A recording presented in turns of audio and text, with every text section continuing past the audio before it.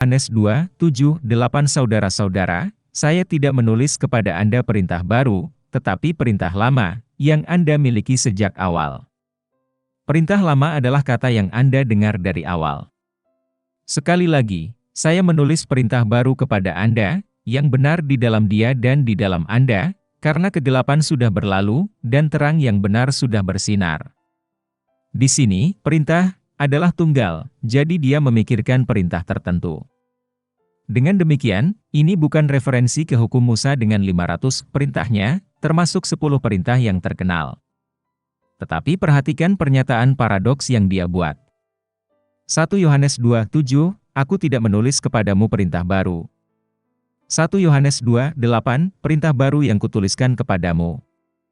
Surat-suratnya yang kedua memperjelas hal-hal seperti yang dia katakan, dan sekarang saya memohon kepada Anda, Nyonya, bukan seolah-olah saya telah menulis kepada Anda sebuah perintah baru, tetapi apa yang kita miliki sejak awal, bahwa kita saling mencintai.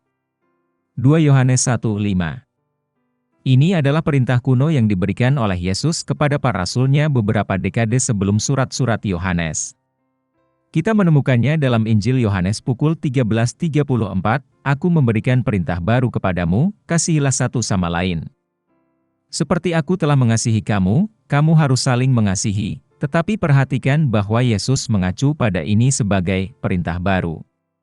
Dengan kata lain, sementara hukum berbicara tentang mengasihi sesama, prioritas bagi orang Kristen adalah mengasihi sesama orang Kristen.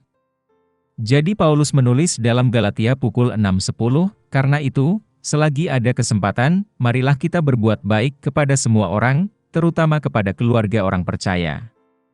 Mengenai perintah untuk saling mengasihi ini, Yohanes selanjutnya mengatakan dalam ayat 8, apa yang benar di dalam Dia dan di dalam kamu, karena kegelapan sudah berlalu, dan terang yang benar sudah bersinar.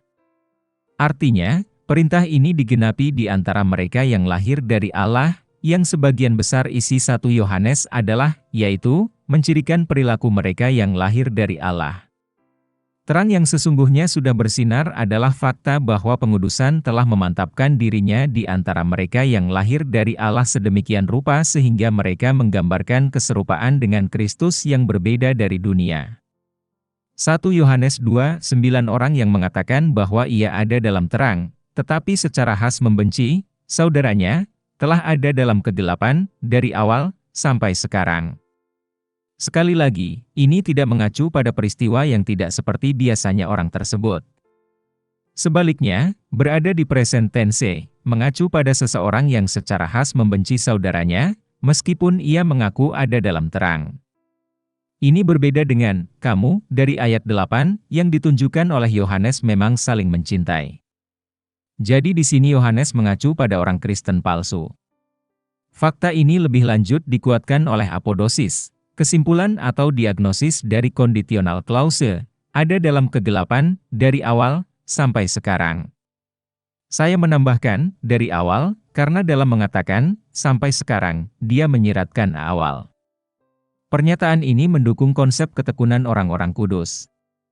Karena, berdasarkan pernyataan Anda di sini, mungkinkah seseorang yang pada mulanya lahir dari Allah, berjalan dalam terang, tetapi kemudian menjadi orang yang sangat berbeda, yang secara khas membenci saudaranya? Tidak, ini tidak mungkin secara logis mengingat pernyataan John di sini. Karena dalam hal ini John tidak dapat menambahkan pernyataan, sampai sekarang.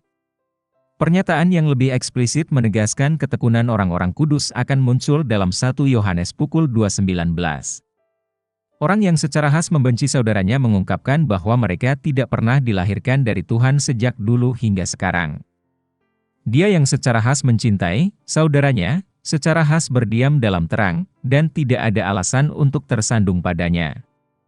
Sepanjang 1 Yohanes, saya perhatikan ketika Yohanes merujuk pada seseorang, berada di, yang saya terjemahkan, berada di, ketika digunakan dalam bentuk waktu sekarang, dan tinggal, menggunakan kata Yunani, kurang, seolah-olah mereka ekspresi sinonim. Dan sekali lagi saya tekankan di sini bahwa dia tidak berbicara tentang peristiwa atipikal dalam perilaku seseorang, melainkan salah satu yang menjadi ciri gaya hidup orang tersebut. Kenyataannya, kata minus yang sering diterjemahkan sebagai tetap, dalam NIV memiliki makna kontinuitas yang tegas yang melekat pada present tense. Vers 11 tapi orang yang secara khas membenci saudaranya, ada dalam kegelapan dan berjalan dalam kegelapan, dan tidak menyadari kemana dia pergi, karena kegelapan telah membutakan matanya di beberapa titik. Perhatikan bahwa ia mengkontraskan tinggal dalam terang versus berada dalam kegelapan. Tampaknya, tinggal, dan ada, tampaknya memiliki arti yang sama. Berjalan, seperti yang saya sebutkan di tempat lain, mengacu pada apa yang dilakukan seseorang. Berada dalam kegelapan mengarah pada tindakan kegelapan begitu seseorang berlaku. Tetapi hal yang menarik di sini adalah bahwa John mengklaim bahwa ada suatu peristiwa dalam kehidupan seseorang di mana mereka menjadi buta dalam arti tertentu. Dan, menggunakan bentuk kata sempurna dari sadar, John mengatakan dari saat itu hingga saat ini, mereka belum menyadari kemana mereka akan pergi. Mereka bisa menjadi buta dalam beberapa cara. Pertama, sesuai dengan tema umum dari sebagian besar 1 Yohanes, mereka mungkin buta terhadap fakta bahwa mereka bukan orang Kristen sejati. Mereka tidak diselamatkan. Mereka tidak memiliki hidup yang kekal. Dan memang, banyak di komunitas Kristen memiliki jaminan palsu tentang status keselamatan mereka. Mereka mungkin juga buta terhadap fakta bahwa mereka membenci rekan-rekan Kristen mereka. Karena saya telah memperhatikan banyak orang yang mempraktekkan kebencian di antara komunitas Kristen, tetapi tidak melabelinya sebagai kebencian. Mereka buta. Saudara laki-lakinya.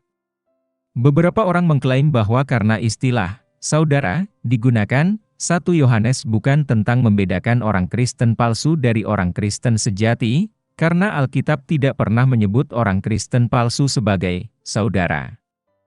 Tetapi klaim ini lebih merupakan hipotesis daripada bukti. Karena bahkan ada kasus di mana, misalnya, Kisah Para Rasul, berbicara dalam arti umum, karena ini adalah masalah sejarah dan bukan doktrin, merujuk pada beberapa orang sebagai orang percaya. Kemudian beberapa orang percaya yang termasuk dalam kelompok orang Farisi berdiri dan berkata, orang-orang bukan Yahudi harus disunat dan terikat untuk menuruti hukum Musa. Kisah Para Rasul 15:5 juga dalam Galatia, Paulus, dalam menggambarkan hal yang sama.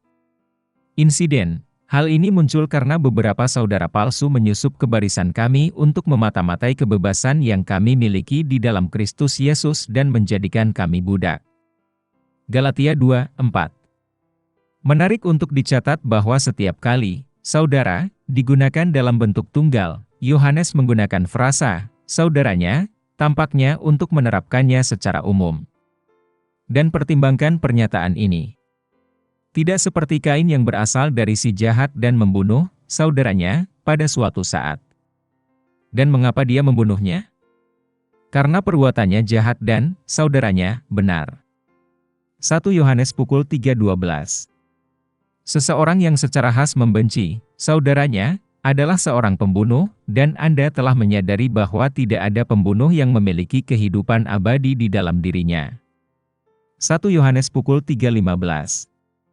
Jadi jika kita berhipotesis bahwa saudara berarti seorang Kristen sejati, orang yang lahir dari Tuhan dan memiliki hidup yang kekal, maka tampaknya interpretasi saudara seperti itu jelas tidak cocok dalam kasus ini.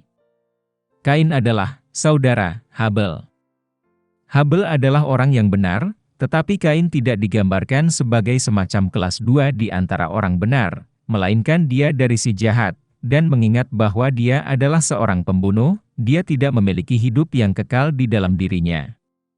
Kedua, dengan adanya hipotesis seperti itu, 1 Yohanes pukul 3:15 harus ditafsirkan bahwa orang-orang Kristen yang diselamatkan dan dilahirkan kembali yang membenci sesama orang Kristen tidak memiliki kehidupan kekal yang tinggal di dalamnya, yang ternyata menjadi semacam makna esoteris dalam alih-alih mengartikannya secara harfiah. Karena itu, orang-orang seperti itu harus membuat perbedaan antara memiliki hidup yang kekal dan memiliki hidup yang kekal tinggal di dalam Anda. Arti lain dari saudaramu yang membuat membaca dan menafsirkannya jauh lebih esoteris, apalagi ambigu, adalah dengan hanya menempatkan tanda kutip